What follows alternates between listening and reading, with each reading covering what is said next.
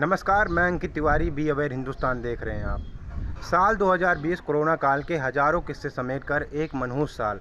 मनहूस इसलिए क्योंकि जब भी इसका भविष्य लिखा जाएगा, लिखी जाएंगी इस दौर की दास्तानें जो बहुत ही दर्दमय हैं, जिनमें आंसू और दुख के सिवाय कुछ नहीं है।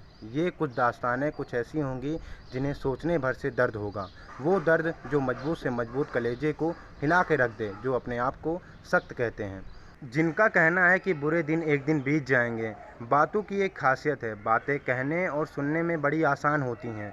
ये जितनी आसानी से कह दी जाती हैं, काश इन्हें सुन पाना भी उतना ही आसान होता। अपनी बातों में मोहम्मद इनकलाब ने कह दी, मगर इन बातों में उतना दर्द है, इतनी मजबूरियां हैं कि शायद ही कोई इनकलाब की बातों को खारिज कर सके। इनकलाब ने एक साइकिल चुराई थी और अब उसका माफ़ीनामा इंटरनेट पर सुर्खियां बटोर रहा है। इस माफ़ीनामे में जो तमाम बातें हैं, उनमें न सिर्फ चंद लाइनों में लिखकर इनकलाब ने अपनी सारी तकलीफ़ें बताई हैं, बल्कि हमारे देश की सरकार पर सवाल भी खड़े किए हैं, जिससे पूरी तरह से अनसुना कर दिया गया है।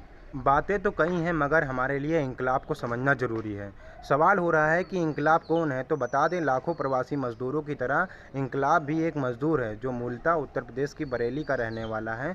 रोजी रोटी की तलाश में ये राजस्थान के भरतपुर गया हुआ था। कोरोना वायरस के चलते लॉकडाउन हुआ और लाखों मज़दूरों की तरह इसके सामने भी दो वक्त की रोजी रोटी का संकट था।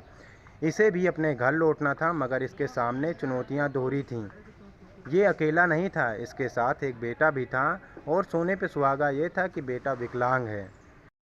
इनकलाब को पता था कि उसके शरीर में इतनी ताकत है कि वो मीलों चलकर अपने घर पहुंच जाएगा, लेकिन बेटे का क्या? बेटा तो विकलांग है। इसी के चक्कर में इनकलाब ने अपने मालिक की गैर मौजूदगी में उनकी साइकिल ले ली, और मालिक को चोरी या मौके का फ़ायदा उठाना ना लगे, इसके लिए इनकलाब ने एक पत्र लिखकर भी डाल दिया।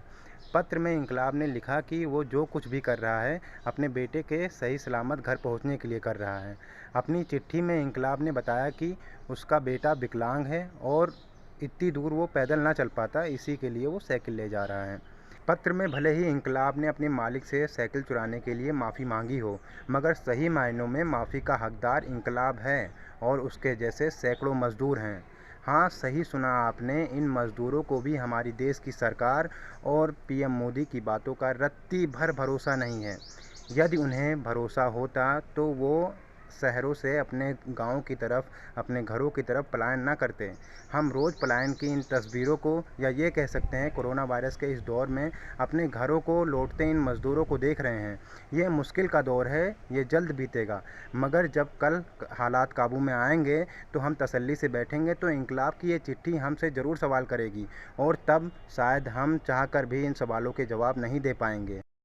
एक विकलांग बेटे के पिता इनकलाब से लेकर गर्भवती मजदूर महिला तक, आज इस मुश्किल के दौर में जो भी मजदूर भोजन की चिंता में पलायन करने के लिए मजबूर हैं, उनसे अगर बात करें तो मिलेगा कि इनकी फ़िक्र बेवजह नहीं है। भले ही सरकार ने इनके नाम पर बड़े बड़े पैकेज की घोषणा कर दी हो, मगर हकीकत यही है कि वो भरोसा टूट गया है जो उन पर हम इन मज़दूरों ने कभी किया ही नहीं था। बहरहाल, बात करें इनकलाब और इसके द्वारा लिखी गई चिट्ठी की, तो ये चिट्ठी हमसे सवाल कर चुकी है कि अब ये ईमानदारी के हैं कि हम इसका जवाब देते हैं, या फिर कोरोना काल की तरह तमाम बातों की तरह इसे भी खारिज कर देते हैं। जवाब हमें देना है, और उसे देते हुए हमारे अंदर इतनी गैरत होनी चाहिए कि हम सच बोलें और सच के सिवाय कुछ ना बोलें। ऐसे ही वीडियो को देखने के लिए हमारे चैनल को सब्सक्राइब करें और ज़्यादा से ज़्यादा शेयर करें। जय हिंद, जय भारत।